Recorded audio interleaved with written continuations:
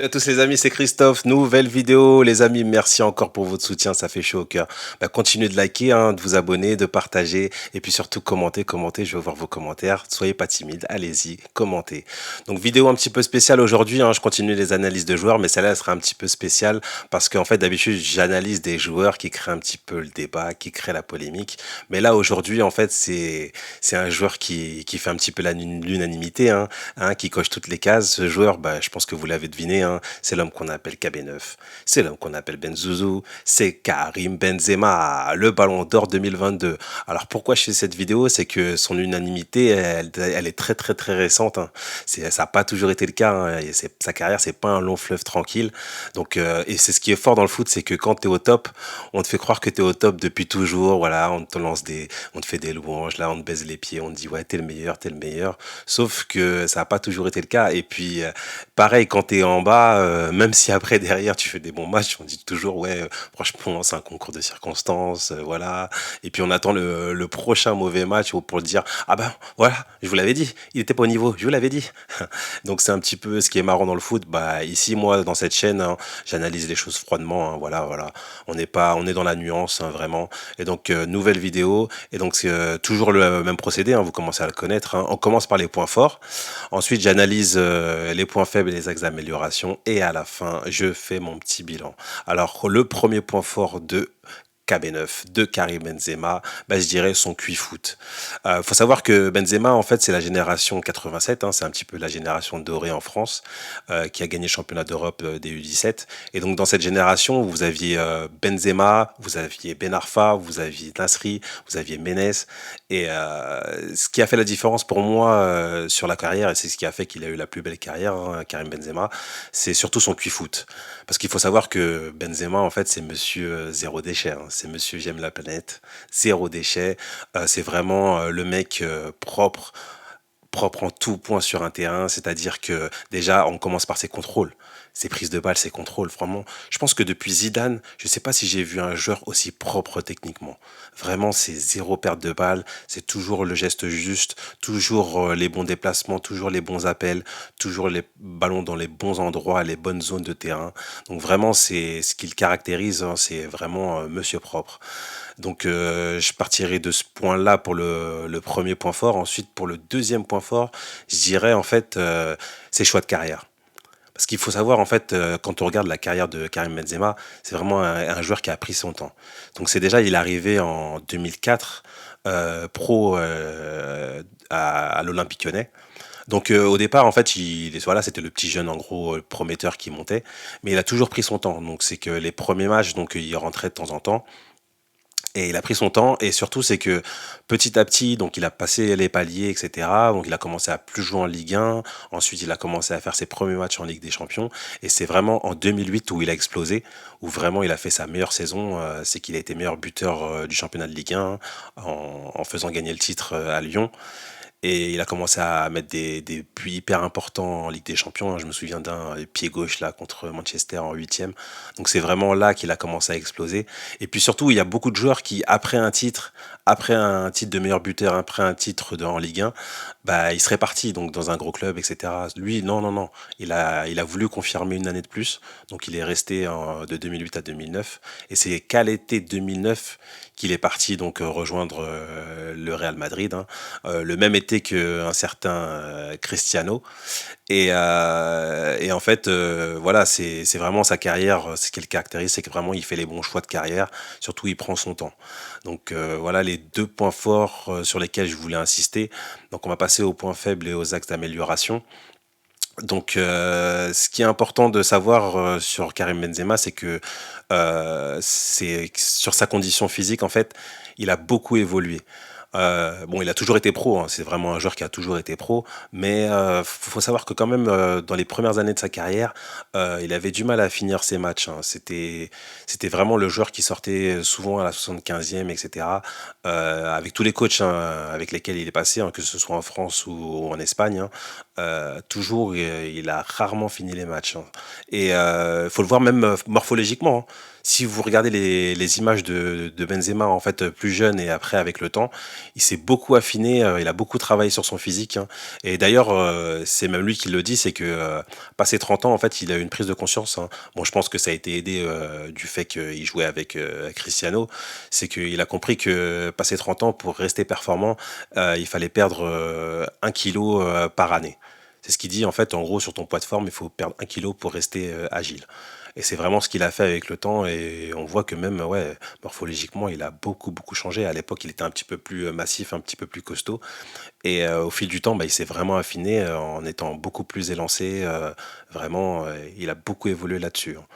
Et c'est ce qui fait qu'après, je passe au point 2, donc leadership. Alors, ça fait que c'est sa 14e saison au Real. Donc c'est incroyable, hein. Dans le club en plus considéré comme le plus grand club du monde.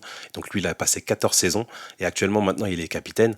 Mais il faut savoir que son leadership il a eu que très récemment, hein. Ça n'a pas toujours été le cas, hein. D'ailleurs ses premières années au Real elles ont été hyper compliquées, hein. Les gens s'en souviennent pas mais vraiment il a eu du mal, notamment avec une grosse concurrence. Donc il était en concurrence sur les premières années avec Gonzalo Higuaín pour ceux qui s'en souviennent. Et d'ailleurs, c'est marrant parce que Gonzalo Higuaín et lui, en fait, ils ont que 9 jours d'écart. C'est des décembre 87, ils ont que 9 jours d'écart. Et la première saison, en fait, il met que 8 buts. Benzema, il alterne entre titulaire, remplaçant avec Higuaín. Et d'ailleurs, Higuaín, en plus, il finit meilleur buteur devant Ronaldo. C'est ce que j'ai vu un petit peu en regardant, en fouillant un petit peu les stats. Donc vraiment, c'est les premières années compliquées. Et d'ailleurs, en 2010, pour ceux qui s'en souviennent, de 2010, le coach au Real, c'est le Mourinho. Et il a cette citation en fait qui est incroyable, franchement. Quand même, comment tu peux parler d'un joueur comme ça devant les médias? Vraiment. La citation, c'était quoi? C'était si tu n'as pas de chien pour aller chasser, mais que tu as un chat, bah alors tu y vas avec ton chat. Tu chasses moins, mais tu chasses quand même.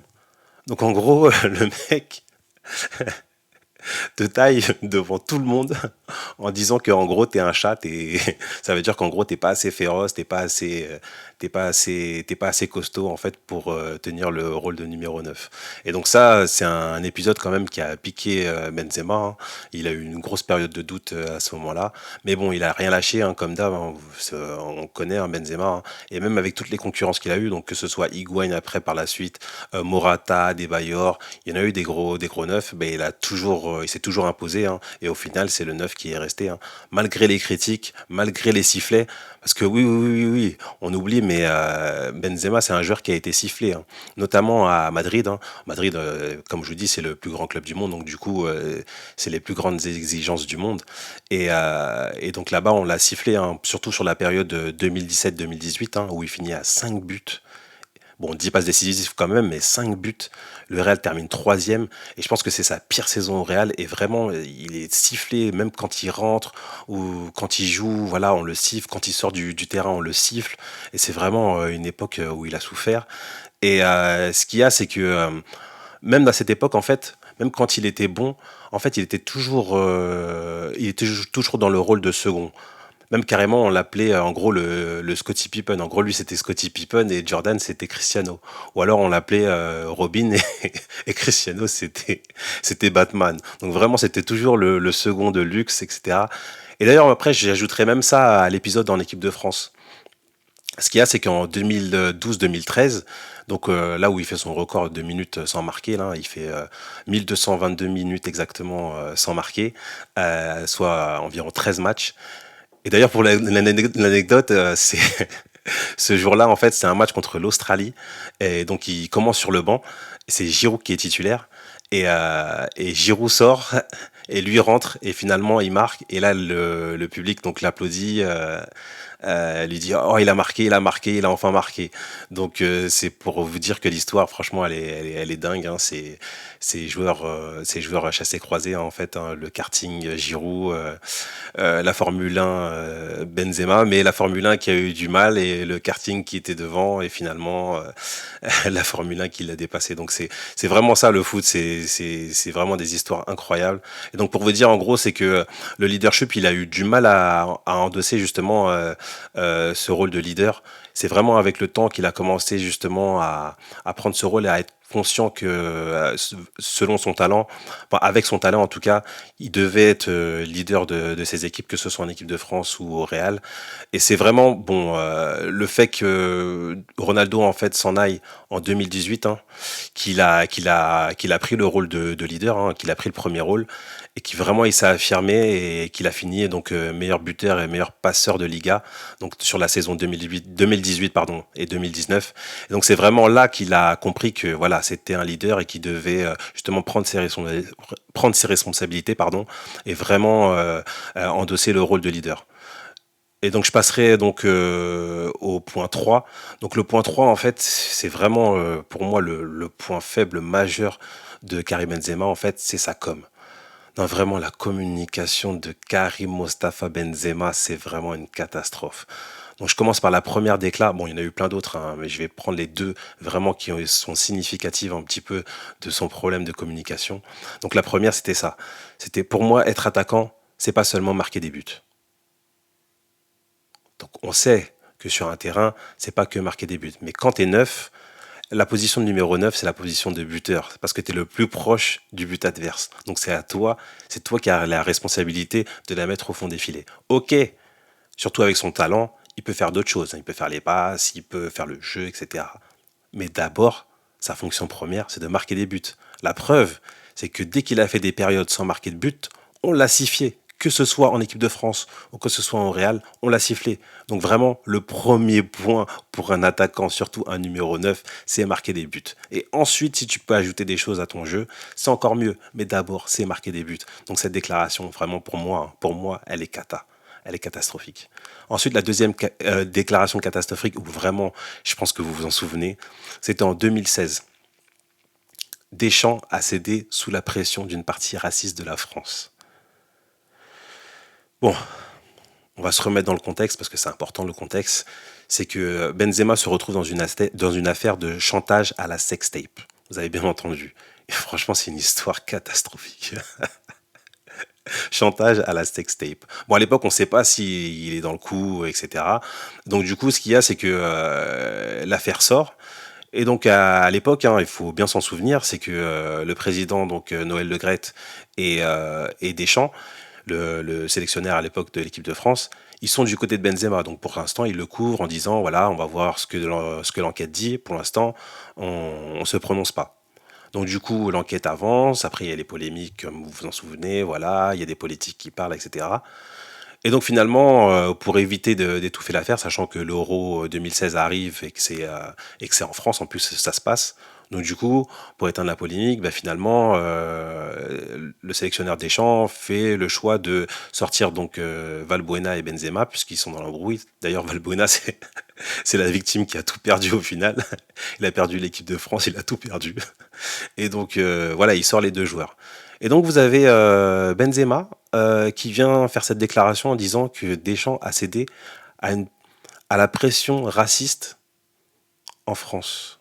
Donc en gros, ce qu'il est en train de dire, c'est que non seulement c'est une histoire raciale, mais qu'en plus, le sélectionneur, en fait, c'est un follower. C'est qu'en gros, voilà, il a vu ça, hop, je suis l'opinion publique, donc du coup, je mets de côté Benzema.